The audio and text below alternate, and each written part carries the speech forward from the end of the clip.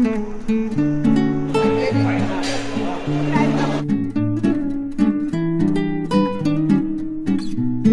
রাত দুপুরে কর্তামশাইয়ের আবদার হয় যে উনি সেকা সেকা পরোটা খাবেন,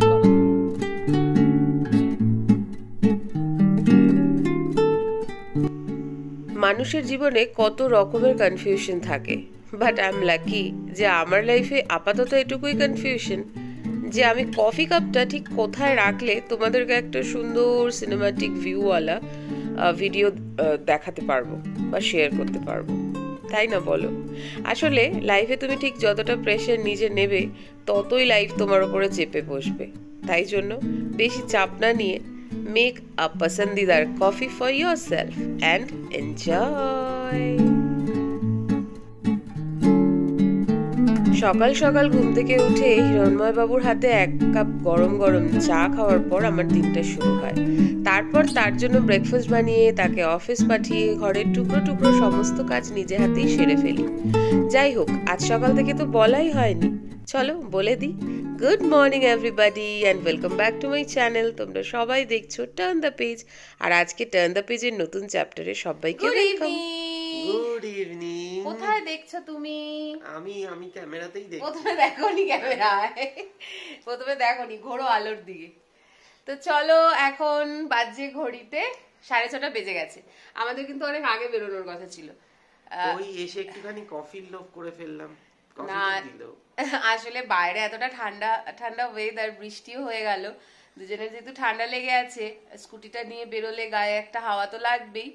তো সেই কারণেই একটু ভাবলাম যে ব্ল্যাক কফি খেয়ে তারপরে বেরোনো যাক। চলো, it's very effective black coffee. হ্যাঁ, ব্ল্যাক কফিটা কিন্তু খুব এফেক্টিভ। আমি তো আগে চিনি ছাড়া একদম খেতাম, এখন একটু দিতেই হয়, 4-5 দানা হলেও দিতে হয়। তো চলো, আর দেরি করব না, আমরা একটু বেরোচ্ছি, নিজেদের কিছু দরকারি কাজ আছে, আর তার সাথে যেটা হচ্ছে গাছের জন্য একটু মাটি নিতে হবে। তো চলো কাজগুলো সামলে নিই, তারপরে দেখা যাক কোথায় গিয়ে আজকের সন্ধ্যের গল্পটা থামে। তোমাদের সাথে নিয়ে চলো বেরিয়ে পড়ি। চলো।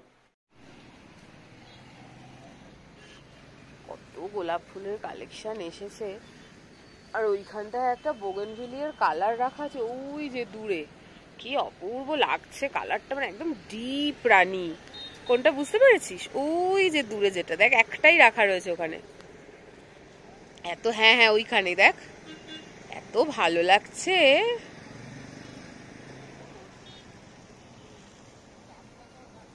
কত গাছ, কত গাছ। সকালবেলায় ব্লগটা শুরু করার পরে ইভিনিং থেকেই লাইফে কর্মকাণ্ড শুরু হলো সেভাবে, তাই জন্য ভাবলাম ব্লগটাও সন্ধ্যে থেকেই শুরু করি। আসলে সারা দিনের আর থোড়বড়ি খাড়াবড়ি থোড়ের কী বা তোমাদের সাথে শেয়ার করব বলো? সেই তো ঘরের কাজ, ঘর গোছানো, বাসন ধোয়া, জামা কাপড় মেলা, ধুস, তার থেকে বরং এই ঘুরে বেড়ানোগুলোই তোমাদের সাথে শেয়ার করি। আজ গিয়েছিলাম দ্য রামেশ্বরম ক্যাফেতে, নিজেদের কিছু কাজ আছে বললাম না, সেটা সেরে ফেরার পথেই গিয়েছিলাম এখানে।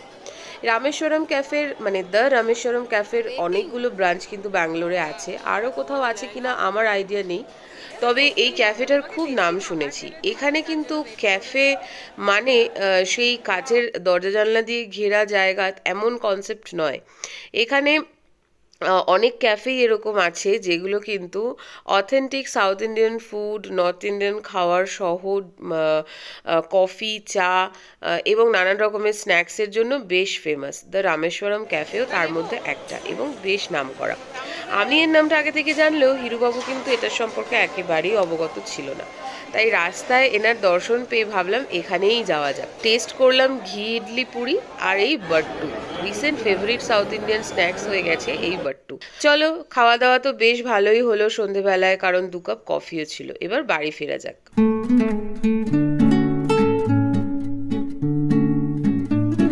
এখন বাজে ঘড়িতে 10:20। আমরা ফাইনালি বাড়িতে ফিরলাম, দুজনে ফ্রেশ হলাম, ড্রেস চেঞ্জ হয়ে গেছে। আমি একটু পান খাচ্ছি, এটা তোমাদের সাথে দেখানো হয়নি।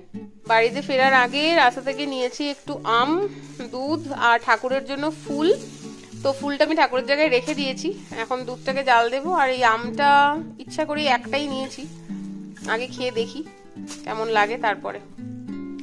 তো যাই হোক, আজকে এই ব্লগটা আমি এখানে দিয়ে করে দিচ্ছি। অনেক কিছু টপিক এখানে খুচরো খুচরো মুহূর্ত তোমাদের সাথে শেয়ার করেছি, আর ভিডিওটাকে বড় বানাবো না। রাত্রে আজকে বানানোর ইচ্ছা আছে পরোটা, তো চলো ঝটপট করে সেটা বানাই। তার সাথে কি বানাবো জানি না, আলু ভাজা পরোটাও হতে পারে রাত্রের ডিনার, ঠিক নেই, দেখছি। পরোটাটা হচ্ছে এটা ফিক্স আর কি। তো চলো রাত্রে খাওয়া দাওয়া করে ঘুমিয়ে পড়ি, তোমরাও ঘুমিয়ে পড়ো। দেখা হচ্ছে নতুন আরেকটা ব্লগে। ততক্ষণের জন্য সবাই খুব ভালো থাকো, হাসতে থাকো, আনন্দে থাকো, আর দেখতে থাকো turn the page. Good night. Good night.